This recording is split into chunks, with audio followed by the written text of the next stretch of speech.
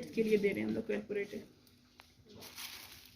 तो ये इनमें से कुछ भी रख सकते हैं, सोडियम वेलपोरेट रख सकते हैं, डायजेपाम रख सकते हैं, ठीक है। तो आप लोग ये भी देख लें, इंडिकेशन में वही है कि फिट्स और सेडेशन के लिए सेरेनेस शायद ये लोग रखते हैं, नहीं रखेंगे, वो हम देते नहीं, ऑफ लेवल ही देते हैं, वो नहीं रखेंगे। बस ये है लबिटेलोल है, ठीक है, ये भी रख सकते हैं, ठीक है। लबिटेलोल क्या है, किस चीज़ के लिए देते हैं, गुड हाइपरटेंशन में देते हैं, ठीक है। इंडिकेशन क्या है कि जब पेशेंट का वो है, पेशेंट हाइपरटेंसिव इमरजेंसी या हाइपरटेंसिव क्राइसिस में आया हुआ है हमारे पास, या एक्लेम्शिया का पेशेंट है हमारे पास, तीनों इंडिकेशन हैं इसकी, ठीक है।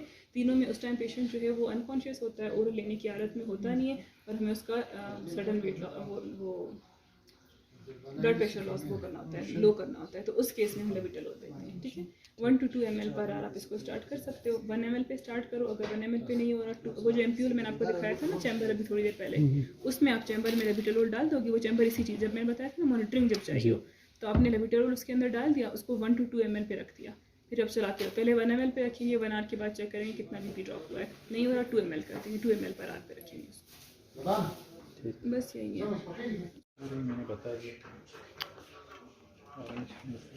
इधर हुआ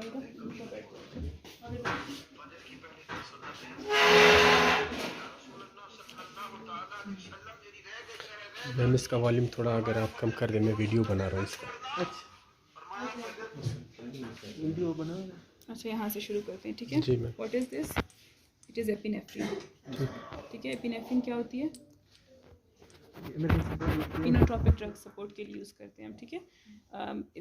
एक मिनट, ये देख लो, नॉरएपिनेफ्रिन है ये, ठीक है। नॉरएपिनेफ्रिन जब हमारे पास हमारी इंडिकेशन जहाँ पे जो मेडिसिन में बनती है वो ये है कि जब पेशेंट इनोट्रोपिक सपोर्ट की ज़रूरत होती है, जब उसको आपने क्रिस्टलॉइड्स दे दिए, कोलॉइड दे दिया, अब भी पेशेंट का जो है बीपी नॉर्मल नहीं हो रहा, फिर हम इनोट्रोपिक सपोर्ट यूज़ करते हैं, ठीक है, ताकि वेज़ोकंस्ट्रक्शन हो जाए और पेशेंट का बीपी ऊपर आ जाए, ठीक है। तो पहली ड्रग क्या है, नॉरएपिनेफ्रिन, एपिनोर के नाम से आती है, हमारे पास सिर्फ एक ही नाम से आती है, आपको यही देंगे, एपिनोर के नाम से आती है, ठीक है। दूसरी हमारे पास डेकाड्रॉन है, ठीक है, स्टेरॉइड है, ठीक है। कब देते हैं हम, ठीक, आजकल तो कोविड में हर जगह इसकी इंडिकेशन आ रही है। उसके अलावा एलर्जिक रिएक्शन के साथ जब भी पेशेंट हमारे पास आएगा तो हम उसको उसकी इम्यूनिटी थोड़ी सी सप्रेस करने के लिए उसको स्टेरॉइड लगा देते हैं, डेकाड्रॉन के नाम से, किस नाम से, ठीक है, डेक्सा के नाम से, डेकाड्रॉन के नाम से आती है, डेकाड्रॉन डेक्सा 2 नामों से आती है। उसके बाद हमारे पास तीसरा है ये फ्यूरासेमाइड है, ठीक है, डायूरेटिक है, ठीक है। कब देते हैं, जब पेशेंट जो है वो फ्लूइड रिटेंशन के साथ आ रहा है, चेस्ट में पेशेंट के क्रैप्स हैं, कंजेस्टेड चेस्ट है, तब आप इसको देते हो, ठीक है। डायूरेटिक है, ये भी अर्जेंट इसलिए होता है क्योंकि एकदम से चेस्ट कंजेशन जब रिड्यूस हो जाती है तो सैचुरेशन अप हो जाती है, तो इसीलिए हम इसको भी इमरजेंसी में ही इंक्लूड करते हैं। उसके बाद हमारे पास आएगा ये क्या है भाजी,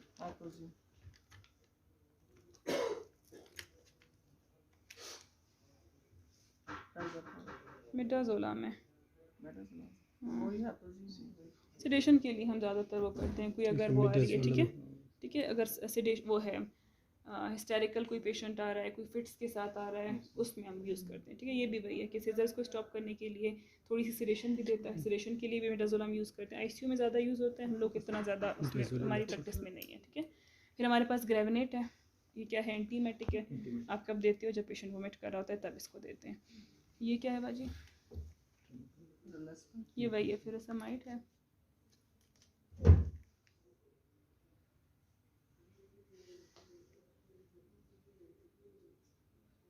फेनोरामीन है, ठीक है, एवेल है। ये भी हमारे पास हम क्या करते हैं, जब पेशेंट एलर्जिक रिएक्शन के साथ आता है तो हम उसको एलर्जिक रिएक्शन प्रिवेंट करने के लिए फेनोरामीन लगा देते हैं, ठीक है। एम्बोलिज्म रखिए, उसमें टिपिकल फाइंडिंग है S1Q3T3 वाला, वो डॉक्टर मदे के पास एक ECG मैं आपको दिखाऊंगी, तो वो आप देख लो, बस बिल्कुल टिपिकल फाइंडिंग है, उसमें S1Q3T3 आ रहा है, वो शायद रखेंगे। एक ST एलिवेशन रखेंगे, ठीक है, इन्फीरियर का हो सकता है रखें, जिसमें कि 2, 3 और AVF में एलिवेशन आएगी, वो भी पिक्चर होगी, टिपिकल तो मेरे पास अभी पड़ा नहीं है, लेकिन पिक्चर में होगा कि 2, 3 AVF जो है उसमें अगर एलिवेशन आ रही है तो इन्फीरियर वॉल MI है। उसके अलावा एंटीरियर वॉल MI लग सकते हैं जिसमें कि 1 AVL और इनका एलिवेशन दे। बस आप लोगों के लिए 2 ही रखेंगे, पल्मोनरी एम्बोलिज्म जो बहुत साफ दिखता है, एक ST एलिवेशन रखेंगे, ब्लॉक्स तो नहीं रखेंगे कोई भी, एक टेकिकार्डिया रख देंगे आपके लिए, ठीक है, और एक ब्रेडी शायद रखते हैं, टेकिकार्डिया शायद रखते हैं, तो फ्लटर हम लोग नहीं रखेंगे, अगर कार्डियो से कोई ECG लेके आ जाए तो हो सकता है फ्लटर आ जाए, वरना तो नहीं है फ्लटर इधर।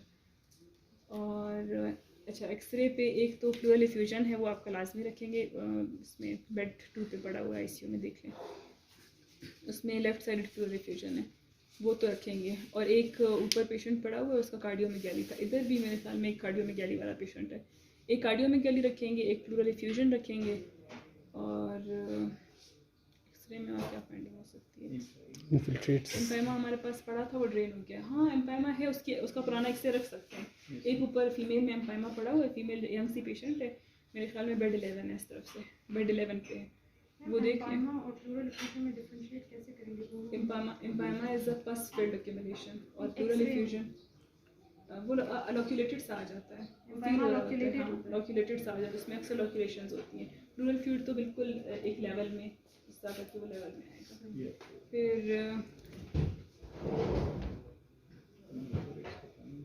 नीमो हमारे पास कोविड में शायद पड़ा हो, मैं कोविड गई नहीं हूँ, कोविड ICU देखते हैं, उसमें नीमो अक्सर आता है। एक नीमोथोरेक्स, COPD में हाइपर इन्फ्लेटेड लंग्स मिलेंगी आपको, ठीक है। और इसके अलावा उस पर कभी कभी इंक्रीज ब्रोंकियोवैस्कुलर मार्किंग्स भी आ जाती हैं। COPD एक पड़ा था, वो अभी डिस्चार्ज हो गया, उसमें बहुत अच्छी फाइंडिंग थी, बिल्कुल हाइपर इन्फ्लेटेड से लंग थे उसके, इस तरह बिल्कुल। हाँ, डार्क था, एक्सरे भी वो ले गया, ऐसे होंगी पिक्चर्स होंगी शायद, मैं देखती हूँ किसी के पास पिक्चर हो।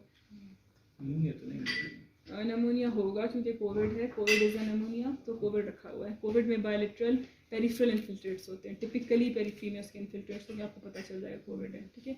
उसका भी एक्सरे एक दफ़ा देख लें, फिर पता चल जाएगा। दोनों तरफ इन्फिल्ट्रेट होंगे, डिफ्यूज़ होंगे, और ज़्यादातर पेरिफेरीज पर इन्वॉल्व करता है। जहाँ हेपाटाइटिस इन्वॉल्व हो गया, आप TB की तरफ जाओगे, जहाँ पेरिफेरीज इन्वॉल्व हो गया, कोविड की तरफ जाओगे, ठीक है। TB भी पड़ा हुआ है वैसे ऊपर, TB पढ़ लेना, TB पूछेंगे, क्योंकि जो एम्पायमा है ऊपर वो TB है। अच्छा, उसमें हमारे पास आजकल ये मैलिग्नेंसी